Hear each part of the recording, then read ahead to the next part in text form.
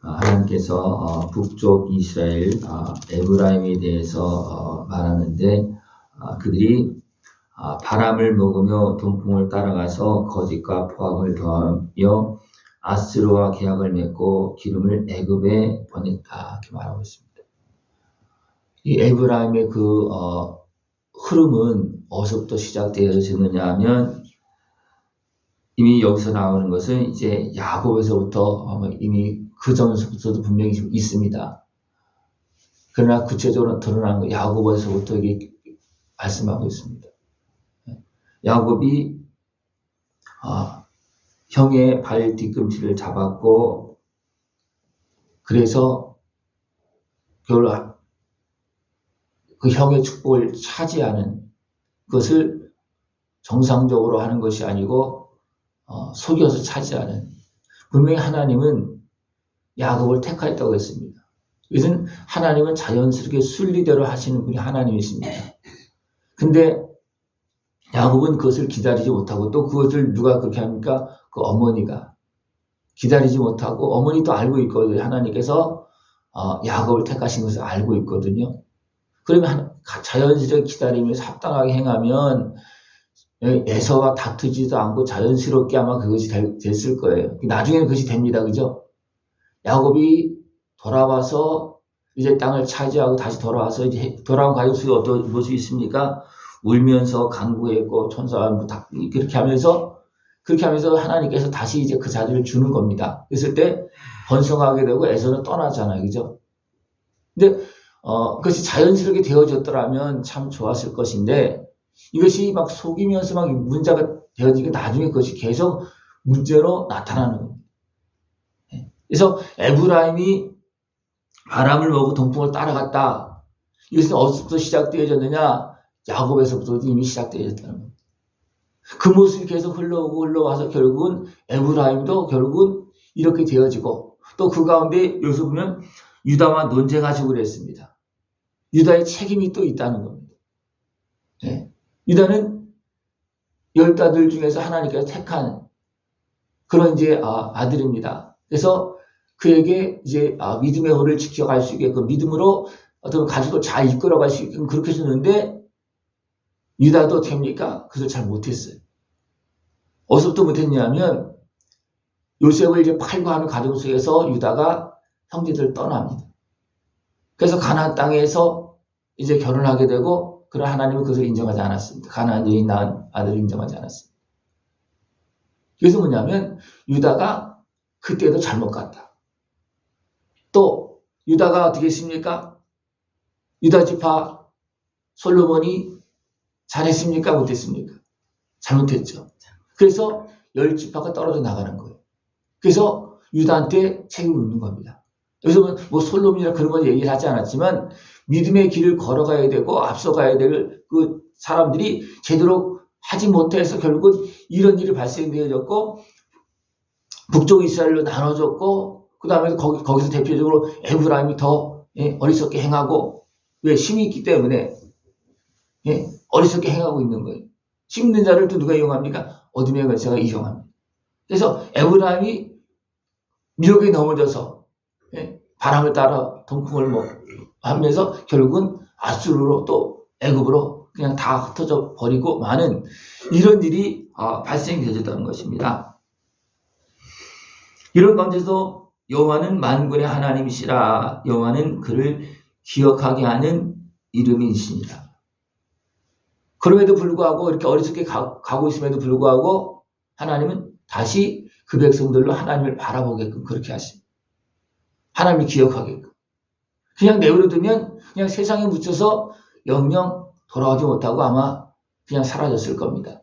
그러나 하나님 어떻게 합니까? 또 돌아오게 하고. 집을 나간 둘째 아들을 하나님 어떻게 했습니까? 자기 육신의 수욕대로 갔지만 그것이 아니라는 것을 알려주었습니다. 그리고 하나님을 기억하게 했습니다. 그리고 어떻게 했습니까? 아버지께로 돌아오게 합니다. 야곱도 외삼촌 집에 가서 뭐 살려고 열심히 했죠. 그러나 그것이 열심히 한 것이 자기 것이 됐습니까? 안 됐습니까? 안 됐어요. 그죠? 근데 하나님을 바라봤을 때 하나님께서 차지할 수 있게끔, 다 찾을 수 있게끔, 그리고 또 하나님께 약속한 베델로 돌아갈 수 있게끔, 아버지 집으로 돌아갈 수 있게끔 하나님은 그렇게 하십니다. 그렇게 하시면서 이제 돌아오게 해서 됩니까? 정상적으로 이제 차지할 수 있게끔 그렇게 하는 겁니다. 우리는 하나님의 약속을 어떻게 차지해야 되냐면 진리 안에서 차지해야 되는 겁니다. 불법을 가지고 육신의 수욕으로 차지하면 그건 안 됩니다. 그거는 많은 손해를 보게 되고 아픔을 일으키게 되고 갈등을 일으키는 그런 모습이 되어집니다. 그러니까 자연스럽게 하나님의 섭리 가운데 이루어지면 자연스럽게 그렇게 되어질 수밖에 없습니다. 자연스럽게. 그러나 욕심이 앞서게 되면 됩니까? 자꾸만 분명히 자기한테 돌아올 것임에도 불구하고 욕심을 부리게 되면 문제를 만든다는 겁니다. 그래서 굉장히 세상적으로는 똑똑한 것 같지 모르지만 어리석은 모습이에요. 자기도 고생하고 주변 형제들도 고생시키고 다툼이 생기고 문제가 생긴다는 겁니다. 우리 이것을 기억하고 항상 하나님께로 돌아가서 인애와 정의를 지키며 항상 너희 하나님을 바랄지라. 하나님께 모든 다 다스리고 정리하고 이끌어 가시잖아요. 그죠? 그러면 내가 거기에서 겸손하게 내가 다스림을 받으면 좋은데 그렇지 않고 내가 앞서 나가게 되면 항상 문제가 터진다는 거예요. 예. 그것이 누구부터 시작됐다고요? 예. 야곱부터. 예. 또 야곱이 또 그렇게 할 수밖에 없는 상황은 어떤 상황이었습니까? 이삭이 깨어있지 못해서 그렇습니다. 깨어있지 못해서 결국 이삭이 어떻게 됩니까? 눈이 흐려지는 겁니다. 제대로 보지 못합니다. 그러니까 이삭이 잘못된 분명히 하나님 가르쳐줬어요. 그죠? 하나님께 야곱을 택했다는 가르쳐줬어요. 그러면 에서에게 축복하려고 장자의 축복을 이미 장자까지 이미 하루 넘겨줬잖아요. 그죠? 그럼에도 불구하고 이삭은 에서에게 축복하려고 그랬잖아요. 왜냐하면 이건 인간적인 거예요. 거기 막 틀어지는 겁니다. 그래서 됩니까? 또 야곱의 어머니는 또 그걸 또 보고서 어떻게 합니까? 또 야곱에게 야곱을 또 사랑하니까 야곱에게 하려고 그러다 보니까 막 틀어지는 이런 일이 벌어졌다는 겁니다. 이것이 남쪽 유다와 북쪽 이스라엘로 나눠지는 그런 과정에서 이런 모습이 그대로 나타나고 있는 겁니다. 이런 상황들을 우리는 깨어서 보면서 어떻게 해야 되느냐. 깨어서 보면서. 야곱이 그렇게 해서 됩니까? 아람들로 도망하였다 그랬어요. 왜? 잘못했기 때문에 도망가는 겁니다. 또 형은 또 어떻습니까? 자기는 장자권을 팔아 넘겨놓고 또 어떻게 합니까? 그 동생이 장자권을 차지했다고 막 죽이려고 그러잖아요. 이게 막 갈등이 생기는 겁니다.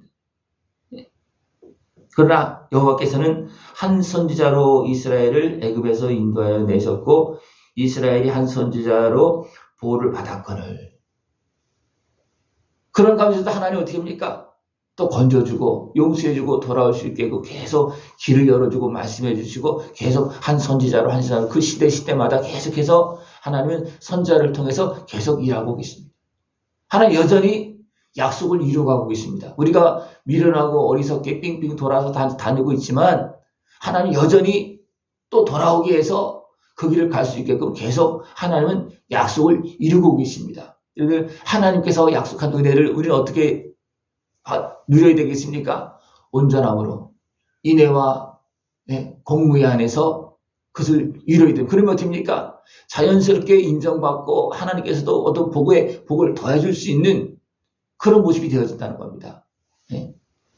우리 이것을 기억하면서 하나님의 인도하심 속에서 주의 말씀에 순종해서 살아갈 수 있는 모습을 축원합니다. 그러면 가장 풍성한 더 큰 은혜와 복을 다 누릴 수가 있습니다. 왜냐하면 하나님께서 관리하시기 때문에 그렇습니다.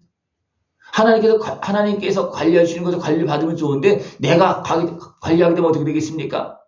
내가 나를 관리하게 되면 어디로 가겠습니까? 바르게 가겠습니까? 아니면 치쳐가겠습니까? 치쳐가는 거예요.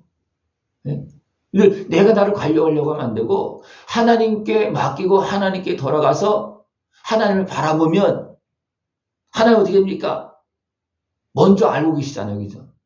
먼저 알고 계시기 때문에 나에게 말씀하시고 깨달음을 주시고 미리 훈련도 시키고 교육도 시키고 막 그렇게 해서 그 약속한 복을 더 풍성히 누릴 수 있도록 그렇게 도와주고 있다는 겁니다. 그래 에브라임이 어떤 모습이었습니까? 자기가 어떻게 보면 장자권을 가지고서 그 큰 그런 지파의 모습으로서 그 형제들을 막 지배하려고 그러잖아요. 그래서 어떻게 됩니까? 에브라임이 많은 손해를 봅니다. 그렇게 하다가 에브라임이 형제들에게 입다에게 어떻게 됩니까? 입다로 인해서 많은 그 에브라임 지파 사람들이 죽습니다.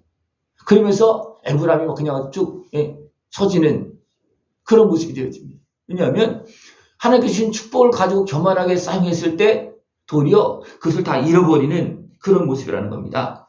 에브라임이 격노하게 함이 극심하였으니 주께서 그의 피로 그의 머리에 머물러 있게 하시며 그의 수치를 그에게 돌리시리라. 에브라임은 어리석게도 그 축복을 교만하게 사용해서 도리어 수치를 만나는 그런 모습이 되어졌다는 겁니다. 지금 이스라엘 유다 백성들이 어떻게 하고 있습니까? 그 하나님의 축복을 온전히 누리는 것이 아니라 수치로 누리고 있다는 거예요. 왜 어떻습니까? 그들이 하나님의 축복을 받은 하나님 백성이지만 지금 어떻습니까? 전쟁하고 있잖아요. 고통 속에 있잖아요. 그렇습니까? 온전히 하나님의 은혜 안에 있는 것이 아니고 온전히 하나님 앞에 하나님을 경외하면서 하나님을 바라보는 것이 아니고 육신의 수욕도를 하다 보니까 이런 일이 발생되어지고 있다는 겁니다.